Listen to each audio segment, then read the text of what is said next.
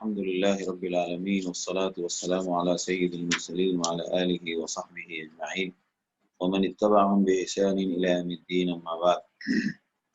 أعوذ بالله من الشيطان الرجيم. أفرأيتم اللات والعزى ومناة الثالثة الأخرى ألكم الذكر وله الأنثى تلك إذا قسمة ضيزى إن هي إلا أسماء سميتموها أنتم وآباؤكم ما أنزل الله بها من سلطان إن يتبعون إلا الظن وما تهوى الأنفس ولقد جاءهم من ربهم الهدى أم للإنسان ما تمنى فلله الآخرة والأولى. صدق اللہ العظیم. آیت نمبر 18 تک ہم لوگ بات کر چکے تھے اور اس کی تفصیل ذکر ہو چکی ہے. سورۃ النجم مکی صورت ہے اور اس کا خلاصہ اور اس کی تفصیل اور اس کا نمبر اور زمانہ سب ذکر ہو چکا ہے کہ اس میں یہ بھی سن 5 کے رمضان میں نازل ہوئی تھی یہ، اور اس کا عنوان بھی اس بات توحید یعنی شرک، رد شرک، اور آپ صلی اللہ علیہ وسلم کی رسالت کی دعوت، رسالت پر ایمان لانے کی دعوت اور آپ کے رسالت کے برحق ہونے کے دلائل، اسی طرح آخرت، تینوں مضامین اس میں من جملہ ہیں. اور اخیر میں کچھ پچھلی اقوام کے حالات اور ان کے انجام کو بتا کر موضوع کو ختم کیا گیا ہے. لہذا اب رد شرک میں بات شروع ہو رہی ہے کہ نبی برحق ہے، یہ تم کو توحید کی دعوت دے رہا ہے. لہذا توحید کیا ہے وہ بھی جانو، توحید کی تفصیل کیا ہے اور توحید میں کیا کیا عقائد مطلوب ہیں اور کیا کیا عقائد ایسے ہیں جو توحید کے خلاف ہیں.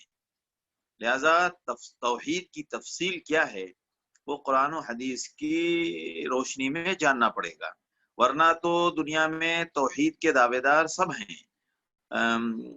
جو باطل فرقے ہیں وہ بھی توحید کے قائل ہیں، لیکن جب اللہ کو ایک مانا جائے تو ایک ماننے کا مطلب ہے کہ باتیں بھی، احکام بھی اور فرمان بھی صرف اسی کا ماننا ہوگا. لہذا اللہ کو ایک تو مان رہے ہیں لیکن باتیں اپنی مرضی کی کر رہے ہیں.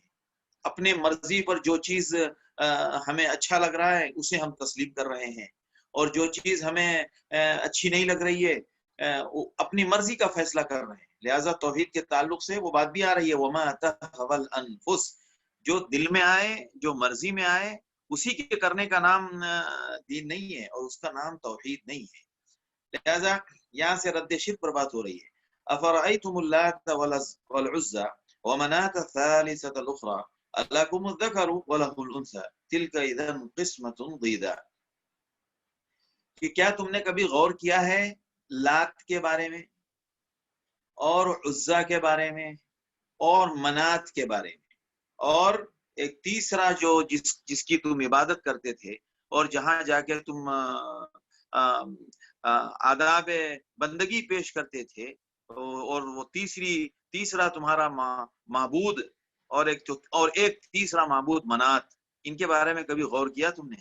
افرأیتم اللات والعزى، کیا تم نے دیکھا، کیا تم نے غور کیا لات کے اوپر اور عزا کے اوپر، اور ایک اور تیسری دیوی جو ہے، ایک اور الاخرى کا مطلب ایک اور تیسری دیوی منات کے اوپر، منات الثالثہ، تیسری. لہذا لات علماء میں تاریخ میں اس میں بڑی تفصیل آئی ہے کہ یہ کہاں تھے.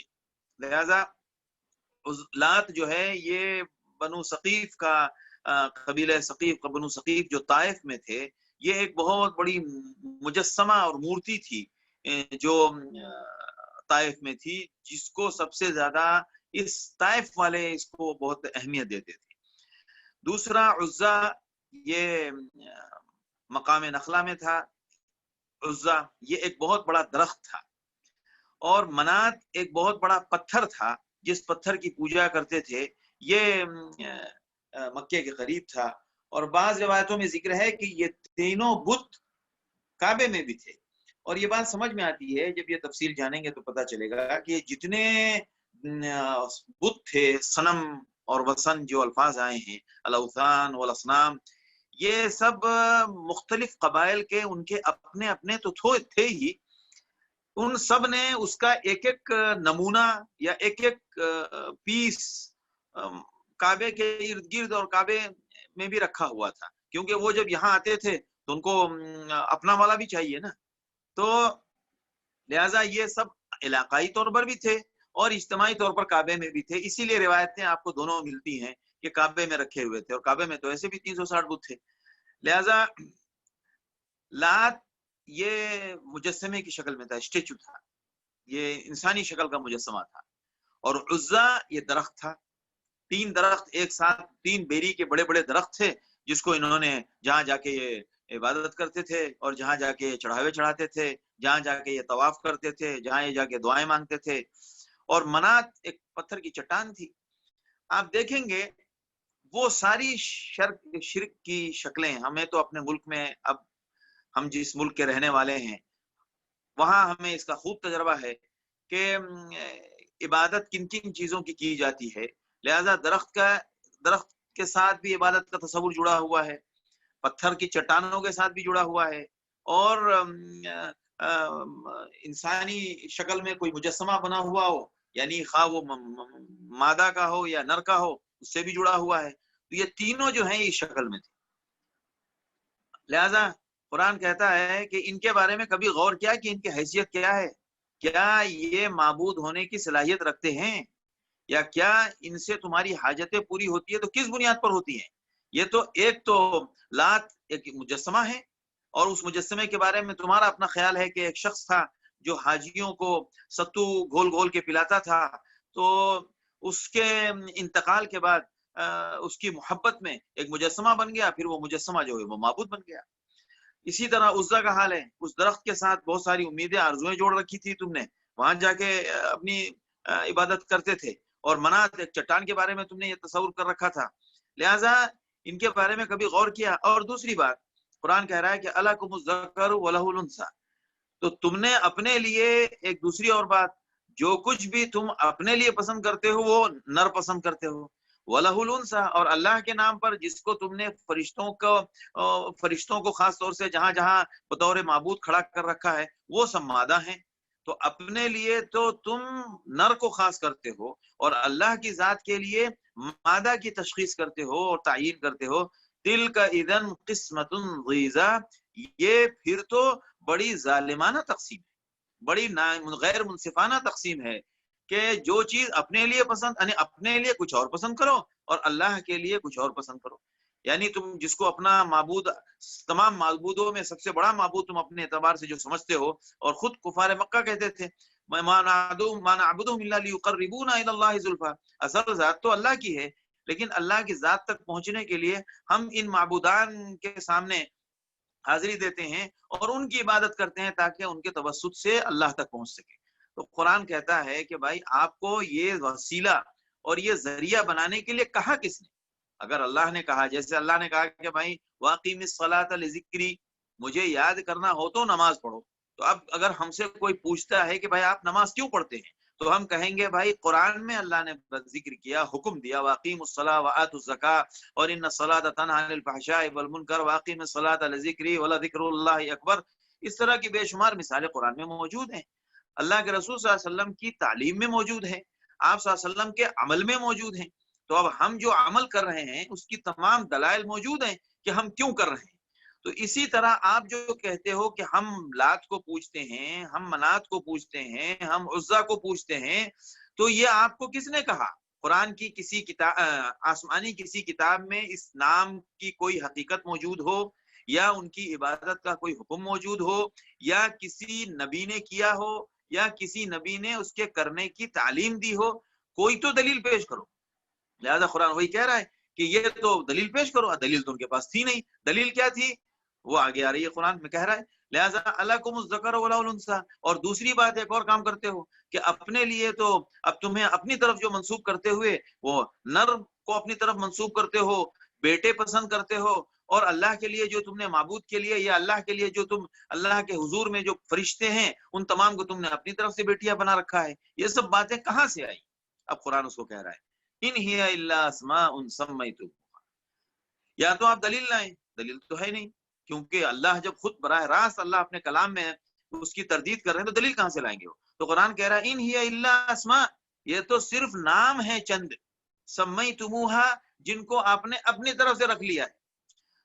ان کی حیثیت ناموں کے علاوہ اور کچھ نہیں ہے جو آپ نے اپنی طرف سے رکھ لیے ہیں. منات یہ آپ کا نام دیا ہوا ہے، عزا یہ آپ کا نام دیا ہوا ہے، اسی طرح لات یہ آپ کا نام دیا ہوا ہے. انتم تم نے نام رکھ لیے ہیں یہ، یا و آباؤکم تم نے اور تمہارے باپ دادا نے یہ نام رکھ لیے ہیں. ما انزل اللہ بہا من سلطان، ان کی عبادت کے لیے اور ان کے حضور حاضری دینے کے لیے، اور جو بھی تم عبادت کے نام پر ان کے سامنے یا ان کے نام پر یا ان کے تعلق سے جو بھی اعمال کرتے ہو، یا جو کچھ بھی قربانیاں یا جو کچھ بھی صدقات یا جو کچھ بھی نذرانے چڑھاتے ہو، ان تمام کا معاملہ کیا ہے؟ ما انزل اللہ بہا من سلطان، اللہ نے اس کے سلسلے میں کوئی رہنمائی اور کوئی دلیل نازل نہیں کی ہے. لہذا شرک کی تردید کر دی. جتنے شرکاء کے ساتھ وہ شرک کرتے تھے، اللہ نے ان کی صاف تردید کر دی کہ یہ شرک ہے. ما انزل اللہ بہا من سلطان. تو یہ تم کر کہاں سے رہے ہو؟ یہ ایک سوال پیدا ہوتا ہے نا کہ انہوں کر کہاں سے رہے.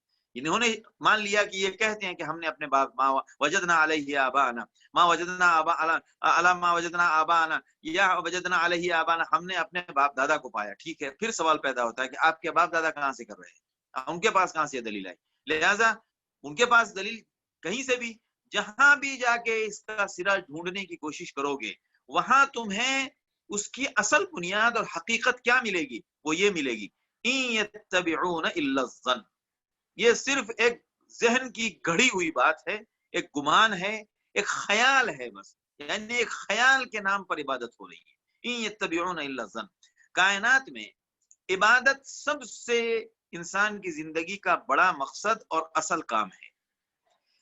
جان چھوٹی چیز نہیں ہوتی ہے، انسان کی جان کی سب سے بڑی قیمت ہے. کیسے قیمت ہے؟ جان ہے تو آپ کے پورے وجود کی سارے اعضاء کام کر رہے ہیں، سارے قوا جو طاقتیں اللہ نے دی ہیں وہ برسرے مطلب کار ہیں، یعنی وہ کارآمد ہیں اور ان میں طاقت ہے اور وہ استعمال ہو رہے ہیں، اپنی اپنی صلاحیت دکھا رہے ہیں. آنکھ ہے، ناک، کان اور جسم کے تمام اعضاء. جان نکل جائے تو کچھ نہیں ہے، وہ ایک انسان کا جثہ ہے جسے آپ چند گھنٹے بھی برداشت نہیں کرتے، بلکہ اگر آپ نے برداشت کر بھی لیا تو وہ بدن خود آپ کو برداشت کرنے نہیں دے گا. کیوں؟ اس کے اندر وہ خرابیاں پیدا ہو جائیں گی، بو پیدا ہو جائے گی، اور کچھ ایسے مناظر سامنے آئیں گے جس کو ہم برداشت نہیں کر سکتے اور ہم گوارا نہیں کر سکتے. لہذا اسلام میں دفن کرنے کا تصور ہے، دوسرے لوگوں کے یہاں جلا دینے کا تصور ہے، اور کچھ لوگوں کے یہاں جانوروں کو کھلا دینے کا تصور ہے. خلاصہ یہ کہ چند گھنٹوں کے علاوہ ایک دن 2 دن سے زیادہ کوئی برداشت نہیں کرتا ہے. لہٰذا آج اگر آپ کے پاس اسباب ہو گئے ہیں جس کی بنیاد پر لاش اور جثے کو 2 دن 4 دن 6 دن 8 دن 2 مہینہ 3 مہینہ 4 مہینہ رکھا جاتا ہے، لیکن وہ اس لیے رکھا ہوا ہے کہ آپ کو نظر نہیں آتا اور وہ بند ہے اور اس کے اندر وہ خرابیاں پیدا نہیں ہو رہی ہیں. وہ آپ نے کسی سبب اور کسی دوا اور کسی اپنی حکمت کے ذریعے اس کیفیت کو ختم کر دیا ہے، لیکن دفن تو ہر حال میں کرنا ہے، کیونکہ فائدہ کچھ نہیں ہے، کسی مجبوری کے لیے ہی لاش روکی جاتی ہے. تو جان کی سب سے بڑی قیمت ہے، اصل جان ہے. لہذا جان آنے پر پوری خوشی ہوتی ہے. ڈاکٹر جب بچوں کے لیے، آج کل تو تھوڑا زیادہ ہی چوچلا ہو گیا ہے، چوچلا ہی لفظ کہنا اس کے لیے بہت اچھا ہے، ہمارے طب نے ہمیں اس مصیبت میں ڈالا ہے کہ روز اول سے ہی خوشخبری آپ کے یہاں شروع ہوئی اور آپ جناب ڈاکٹر کی حاضری دینا شروع کر دیں. تو اب جناب جب ہارٹ بیٹ جسے کہتے ہیں کہ ہارٹ بیٹ یعنی دل کی دھڑکن، وہ دل کی دھڑکن کیا ہے؟ جب دل کی دھڑکن آئے خوشی شروع ہو جاتی ہے، خوشی کا آغاز وہیں سے ہو جاتا ہے. اگر دل کی دھڑکن نہ آئے تو گھر والے ڈاکٹر بھی سب پریشان ہوتے ہیں، بھائی ہارٹ بیٹ نہیں ہو رہی، ہارٹ بیٹ نہیں ہو رہی. کیا ہے؟ 120 دن کے بعد روح پھونکی جاتی ہے. روح کیا ہے؟ وہی جان ہے. لہذا جب بچہ پیدا ہو جان ہے تو بچے کی ساری خوشی ہے، اگر بچہ بے جان پیدا ہوا کوئی خوشی نہیں ہے، افسوس ہی افسوس، ماتم ہی ماتم، سارے اعضاء کو لے کے دنیا میں باہر آتا ہے، کسی کام کا نہیں ہے، وہ مختلف شکلوں میں ایک گوشت کا لوتھڑا ہے جو ہاتھ پیر شکل کی شکل میں نظر آ رہا ہے، فوراً اس کو جا کے دفن کرو۔ تو جان ہی سب سے بڑی قیمتی چیز ہے، وہی انسان میں رکھی جاتی ہے اور وہی نکالی جاتی ہے تو اس کا قصہ ختم ہو جاتا ہے، اور جب اس دی ہوئی جان کے لیے اس نے کیا کیا، اس کے ساتھ کیا برتاؤ کیا، اس کو کہاں استعمال کیا، اس حساب کتاب کے لیے دوبارہ جان ڈالی جائے گی۔ پتہ کیا چلا، جان اسی کو خالق کہتے ہیں، اسی کو جاندار مخلوق کہتے ہیں، اور یہی خالق کا ہماری جان کے سلسلے میں خلق کا معاملہ ہے۔ اللہ نے ہر چیز کو پیدا کیا تو جان بھی ہماری مخلوق ہے، لہٰذا جان جو اللہ نے دی ہے یہ کہاں استعمال ہوگی، یہ وہی بتائے گا جس نے جان دی ہے، یہ صرف وہی بتائے گا جس نے جان دی ہے۔ جان دینے والا اگر ہمیں نہیں بتائے گا تو پھر ہم وہ کام نہیں کر سکتے۔ تو لہٰذا یہ شرک کس بنیاد پر کر رہے ہو، یہ تو پہلے دلیل دو۔ جب کہیں بھی جاؤ گے تو بات جا کے وہاں یہی پہنچ رہی ہے کہ یہ صرف خیال کی بات ہے۔ تو اتنی قیمتی چیز جان، جس کی بنیاد پر انسان کی زندگی کا پورا مدار، آپ کے غم کا، آپ کی خوشی کا، آپ کی طاقت کا، آپ کی سیاست کا، آپ کی تجارت کا، آپ کے علم کا، آپ کے وجود کا جو پورا مدار ہے وہ جان پر۔ لہذا جو اتنی قیمتی چیز ہے، جو جس کے بغیر باقی ساری چیزیں ناکارہ ہیں، اور جو سب کو کارآمد بناتی ہے وہ ایک جان ہے، لہذا جسے ہم روح کہتے ہیں، لہذا وہ یہاں وہاں اپنا سر ٹیکنے لگے اور کہیں اور اس کو رہنمائی نہ کی جائے کہ اس جان کا استعمال کیا ہے، تو یہ تو ناانصافی ہوگی۔ لہذا اللہ نے تو انصاف کیا کہ کرنا کیا ہے، وہ بتایا کہ آپ کو شرک نہیں کرنا ہے۔ لہذا اب شرک تم کر رہے ہو تو دلیل کیا ہے؟ کوئی دلیل نہیں۔ لہذا یہ جان دوسرے کی عبادت میں مشغول نہیں ہونا چاہیے۔ تو ان یتبعون الا الظن، تو شرک کی تحقیق کرنے جاؤ گے، اس کا سرا ڈھونڈنے جاؤ گے، تو چاہے جو کر رہا ہے اسی نے اگر شروع کیا ہے تو وہیں سرا مل جائے گا، اور اگر چند نسلوں پیچھے، چند پیڑھیوں اور صدیوں پیچھے بھی جاؤ گے تو شرک کا سرا کیا ملے گا؟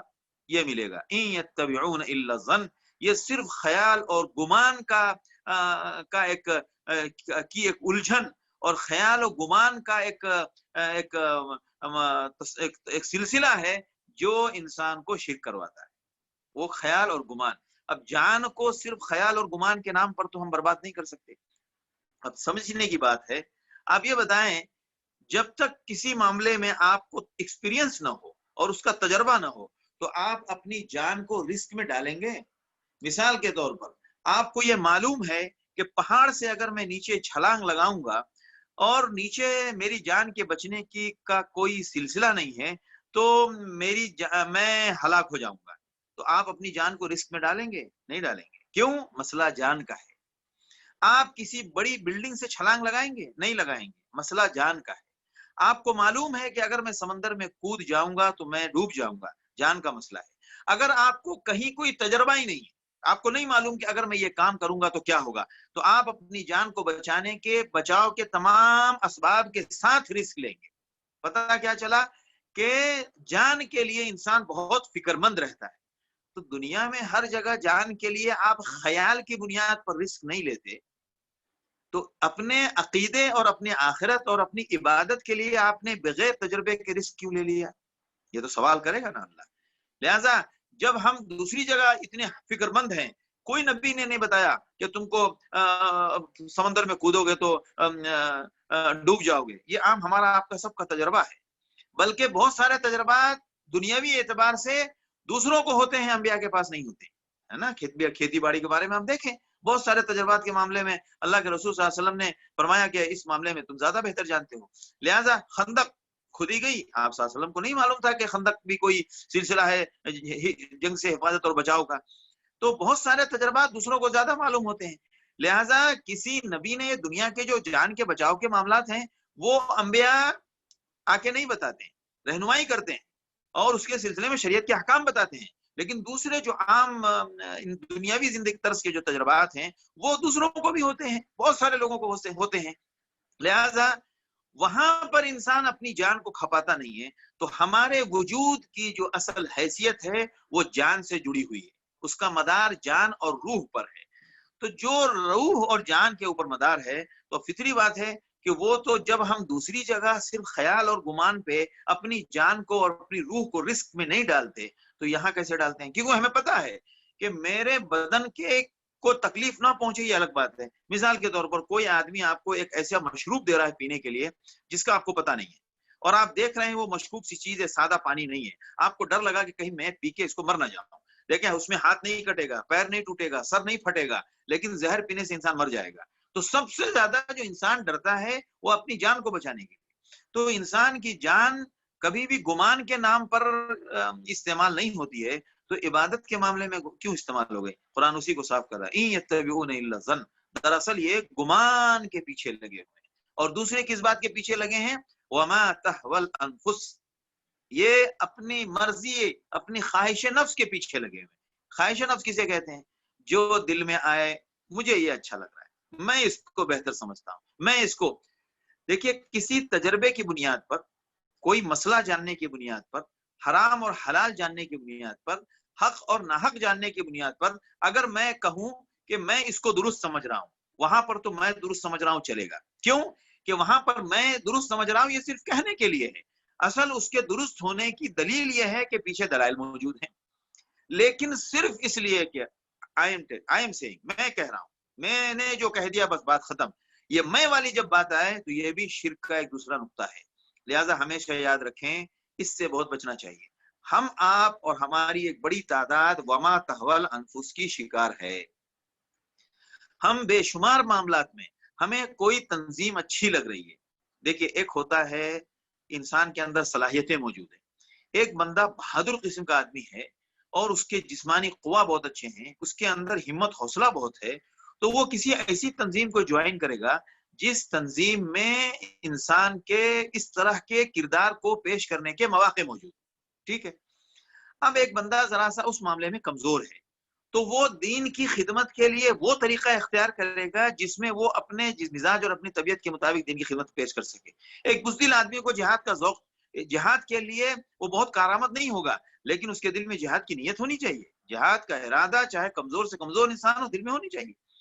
لیکن دنیا میں انسان جو فیلڈ چوائس کرتا ہے وہ اس بنیاد پر کرتا ہے کہ ایک بہادر آدمی میدان کا شہ سوار ہوتا ہے اور ایک علمی آدمی وہ علمی حلقے اور معاشرے میں تعلیم و تربیت کا شہ سوار ہوتا ہے. یہ اللہ نے صلاحیتیں تقسیم کی.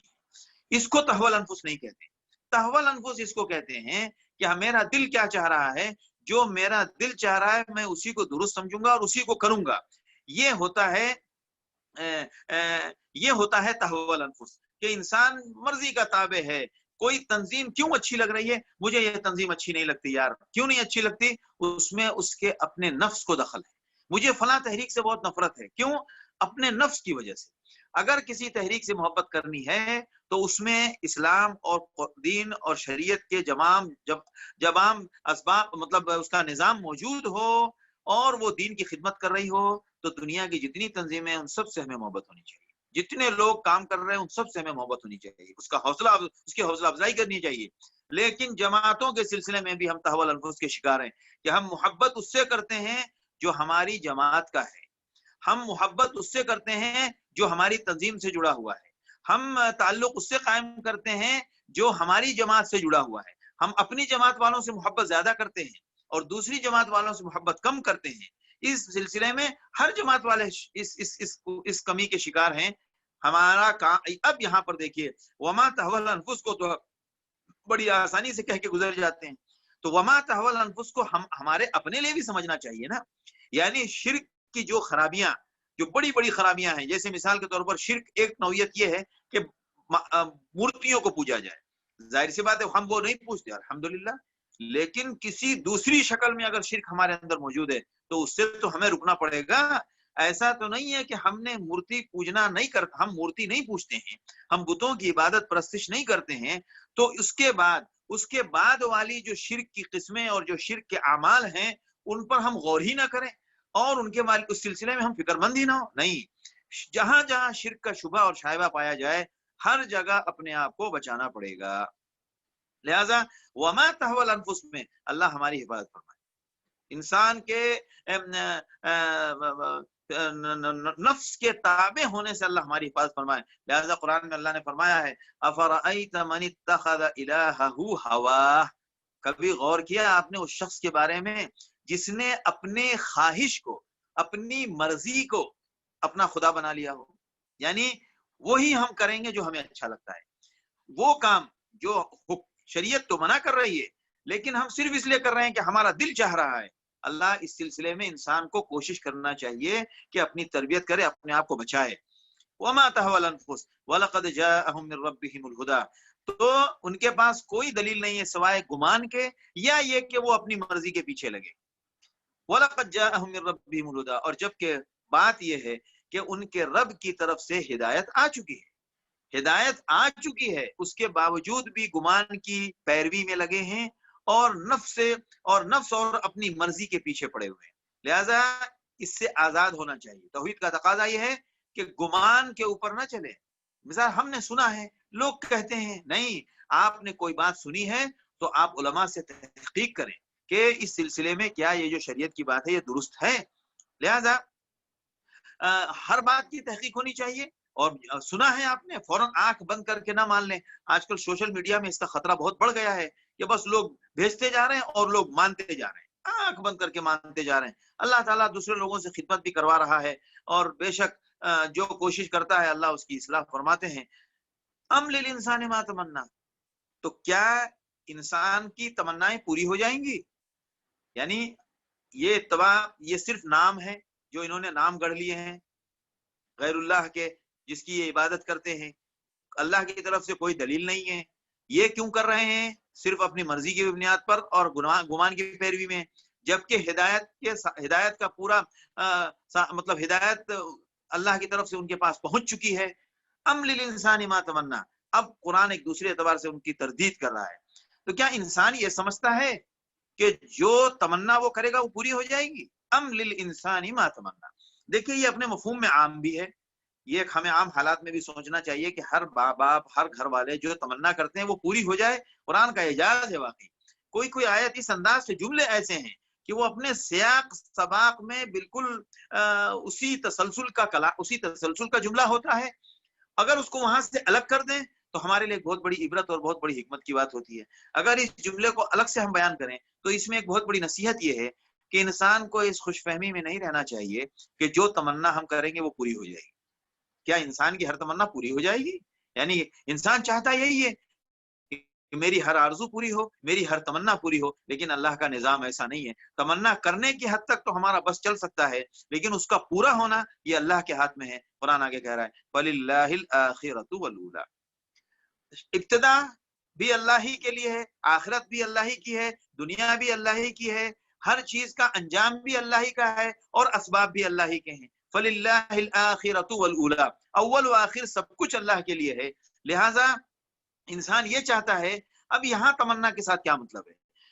کفار اور مشرکین جو ہے بالخصوص وہ جو جن کے ساتھ وہ اپنی عبادت اور پرستش کا رشتہ جوڑتے ہیں اور جس کے سامنے اپنی بندگی پیش کرتے ہیں، ان کے بارے میں ان کا تصور یہ ہوتا ہے کہ ان سے ہم کو فائدہ ہوگا، ان سے ہمارے رزق میں برکت آئے گی، ان کے لیے جو ہم عبادت اور نذرانے چڑھاتے ہیں ہم کو نیکی ملے گی اور یہ خوش ہوں گے، اور ہم کو قیامت میں یہ ہماری سفارش کریں گے.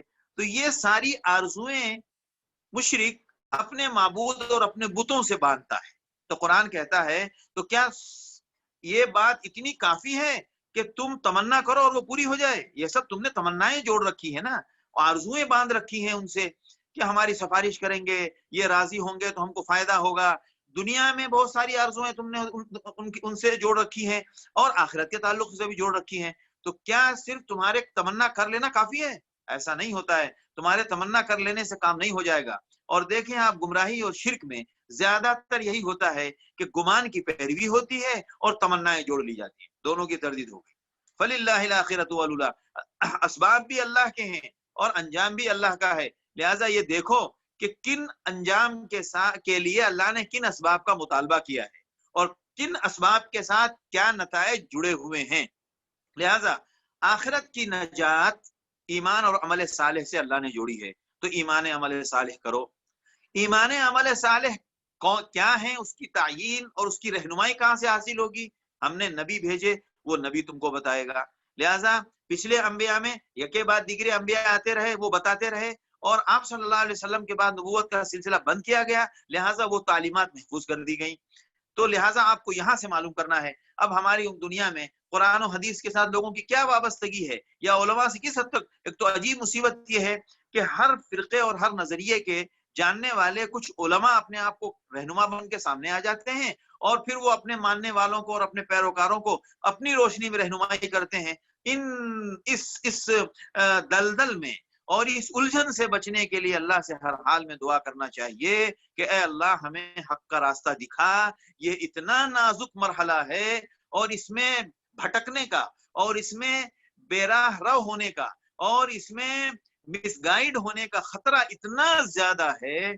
इसी वजह से अल्लाह नमाज की हर रकात में जो अल्लाह ने सूरह फातिहा में जुमले रखे, वो जुमले अल्लाह ने बनाए, अल्लाह ने रखे, अल्लाह का कलाम है। लिहाजा उसमें जो अल्लाह ने ये जुमले रखे, इहदिनस सिरातल मुस्तकीम सिरातल लजीना अनअमता अलैहिम, अल्लाह ने हर वक्त हमसे ये दुआ करवाई। आप गौर करें कि हर नमाज में बार बार अल्लाह ये दुआ क्यों करवाता है कि अल्लाह हमें सिरात मुस्तकीम चाहिए। आप जुहर पढ़ के निकले, असर तक गुमराह होने का खतरा है, लिहाजा बार बार ये दुआ करके निकलो, और जब असर में वापस आओ फिर ये दुआ करो। क्यों कि असर से और मगरिब के बीच में पता नहीं गुमराही के किन खतरात से हम गुजरते हुए आए हैं, और फिर मगरिब असर के बाद तुमको खतरा है। हर नमाज में अल्लाह ये दुआ करवाता है।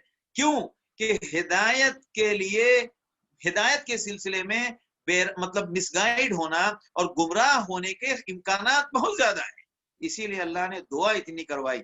हम सूरह फातिहा को इतनी संजीदगी और बारीकी से पढ़ते ही नहीं। वजह क्या है? हर गली के कोने पर, हर खानदान में, हर गांव और हर शहर में गुमराह करने वाली एक बड़ी जमात मौजूद है। और हम गुमराह कैसे होंगे? एक जनाब टोपी कुर्ते में दाढ़ी पहन के एक बंदा आया, अब जाहिर सी बात है, मैं भी बात कर रहा हूं तो मेरी भी दाढ़ी को टोपी कुर्ता है, दूसरा भी आके बात करेगा वहां भी वही है, तो आपके दिल में तो ये ख्याल आएगा कि मौलाना हम आपकी बात माने या उनकी बात माने। आपका भी हुलिया वही है, आप भी और अल्लाह रसूल की बात कर रहे हैं, वो भी और अल्लाह रसूल की बात कर रहे हैं। तो ये तो एक बिल्कुल अपनी जगह दुरुस्त सवाल है, लेकिन अब इसमें दोनों में हक कौन कह रहा है? कुरान ही के नाम पर बहुत सारे बात करते हैं, लेकिन वो गुमराही होती है। तो वो हक क्या है? वो हक जब आप हर वक्त संजीदगी से ये दुआ जो करते हैं, इहदिनस सिरातल मुस्तकीम इहदिनस सिरातल मुस्तकीम, वो इस नियत से कीजिए कि अल्लाह बेशक हिदायत के नाम पर बहुत सारी बेशुमार चीजें हिदायत के नाम पर हमारे सामने जाहिर होती हैं, जहां हम गुमराह हो सकते हैं और जहां हम तजब्जुब के शिकार हो सकते हैं, जहां हम फैसला कुन हालत में नहीं आ सकते। ऐ अल्लाह वहां पर तेरी रहनुमाई चाहिए। इसलिए है हर रकात में इहदिनस सिरातल मुस्तकीम इहदिनस सिरातल मुस्तकीम।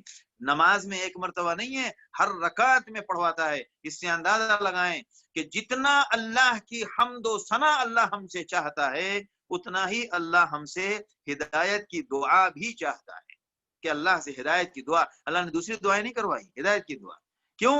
हिदायत मिल गई तो हर मैदान में आप रास्ते पर आ जाएंगे। रिस्क कमाने का मामला हो, तालीम का मामला हो, तिजारत का मामला हो, सियासत का मामला हो, समाज का मामला हो, मुआशरत का मामला हो, अल्लाह के नाम पर कुर्बान होने का मामला हो, जितने मामलात हैं उन तमाम में हिदायत मिल गई तो सब जगह काम सीधा होगा। लिहाजा अमलिल इंसानी मा तमन्ना फलिल्लाहिल आखिरतु वल ऊला। भाई आपने अपनी तरफ से जोड़ रखा है कि हम ऐसा करेंगे तो हमको ये सवाब मिलेगा, ये पुण्य मिलेगा, और जनाब शिर्क पर दुनिया से रुखसत हो रहे हैं और अपने दुनिया से गुजर गए हुए इंसान के लिए लफ्ज इस्तेमाल करते हैं स्वर्गवासिये। ये स्वर्गवासिये कौन इस्तेमाल करते हैं?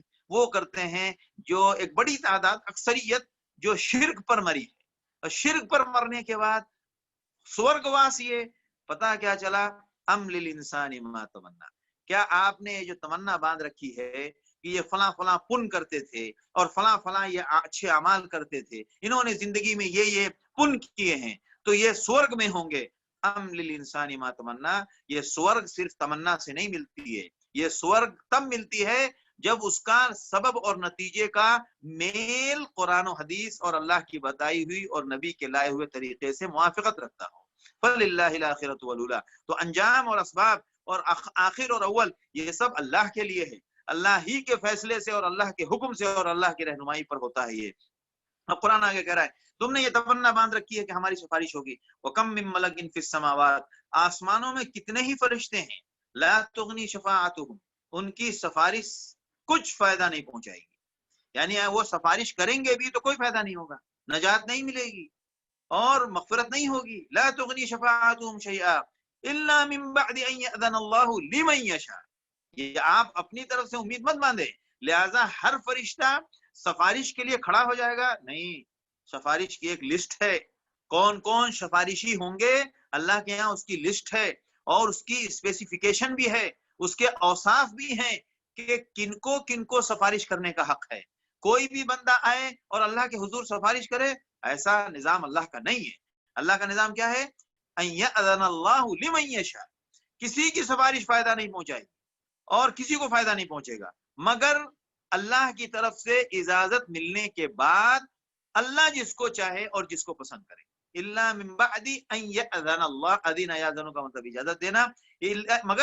مگر اللہ کی طرف سے اجازت ملنے کے بعد ان لوگوں کے حق میں جن کو اللہ چاہے، لمن یشاء ویرضا، اور جن کو اللہ پسند کرے. لہذا اللہ جن کو نومینیٹ کرے گا، اللہ جن کو لسٹ میں جن کا نام لائے گا، انہی کو سفارش کا حکم ہوگا. اور ہے بے شک انبیاء کی سفارش ہے اور اقربا کی سفارش ہے، بزرگوں نے مطلب جو ہمارے خاندان کے اہل ایمان ہیں ان کی سفارشیں ہیں. ماں باپ اپنے اولاد کے بارے میں سفارش کریں گے اور اولاد اپنے ماں باپ کے بارے میں سفارش کریں گے. سب کچھ حدیث میں موجود ہے. یہ ہم اپنے خیال سے نہیں بات کر سکتے. جو بھی بات کرنا ہے وہ حدیث کی دلیلوں کی بنیاد پر. جو دلیلیں ہم کو معلوم ہے ہم اتنا ہی علم رکھیں گے. دلیل کے علاوہ جو باہر کی باتیں ہیں ہم اس کے مکلف نہیں ہیں. اب اس کے بعد ان الذین لا یؤمنون بالآخرہ، یہ اس آیت کے بعد، اس کے بعد سے لے کر آخر آیت نمبر 27 سے لے کر آگے کی آیتیں سب ایک دوسرے سے مربوط ہیں، لہٰذا اس کے آگے ہم آج بات یہیں پر ختم کرتے ہیں. اس کے ساتھ چونکہ میں سن رہا تھا تو ایک اصلاح کے طور پر وہ جو دعا ہے، اگر کسی کو کوئی مصیبت پہنچے، اور حضرت ام سلمہ رضی اللہ تعالیٰ عنہ کے بارے میں بھی وہ دعا مشہور ہے کہ حضرت ابو سلمہ رضی اللہ تعالیٰ عنہ کے انتقال کے بعد آپ صلی اللہ علیہ وسلم نے فرمایا تھا کہ یہ دعا پڑھو. اس دعا کے تلفظ کے لیے میں اس دعا کو پڑھ رہا ہوں، غور کیجیے. انا للہ و انا الیہ راجعون. یہ تو عام طور سے لوگوں کو معلوم ہے، پڑھتے ہیں سب. آگے کا لفظ پہ غور کیجیے. اللہم اجرنی. اجرنی لفظ ہے. کیا لفظ ہے؟ اجرنی. اجرا یاجرو. اجرا یاجرو کا مطلب ہوتا ہے اجر دینا. اسی لیے کہتے ہیں آپ عند اللہ ماجور ہوں گے. اجرا یاجرو، اجر دینا. اب ہم صیغہ امر جب بولتے ہیں تو اس کا مطلب ہوتا ہے اللہم اجرنی.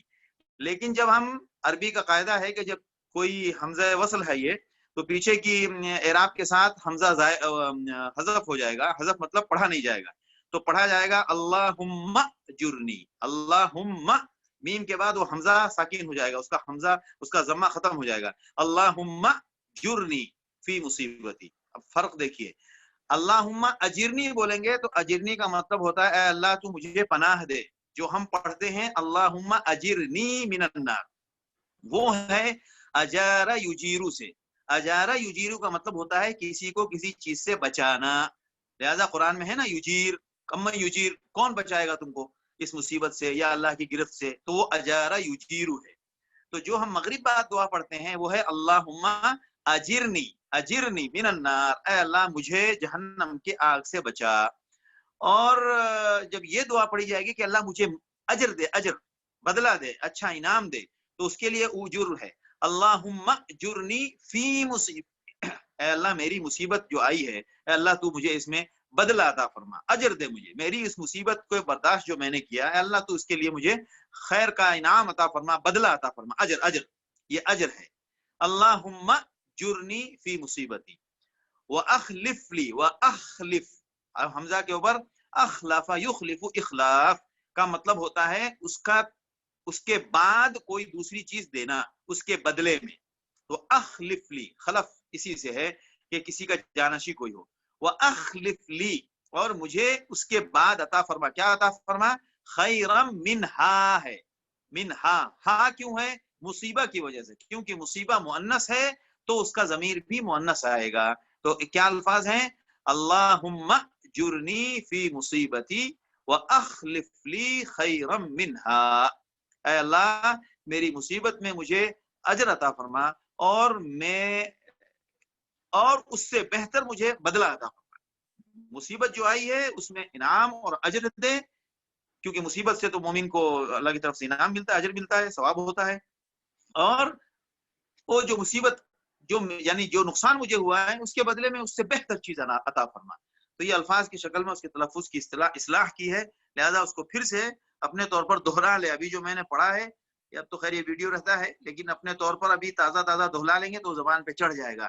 الفاظ کو صحیح طریقے سے ادا ہونا چاہیے، نہیں تو کیا ہوتا ہے معنی کہیں سے کہیں چلے جاتے ہیں. اب اجرنی جو ہے وہ مطلب ہوتا ہے اللہ مجھے بچا، تو وہ اس کا موقع نہیں ہے. ابھی ہم اللہ سے اجر مانگ رہے ہیں، تو اللہ سے اجر مانگنے مراد ہے، اس بات کا کوئی مفہوم ہی نہیں ہو جاتا ہے.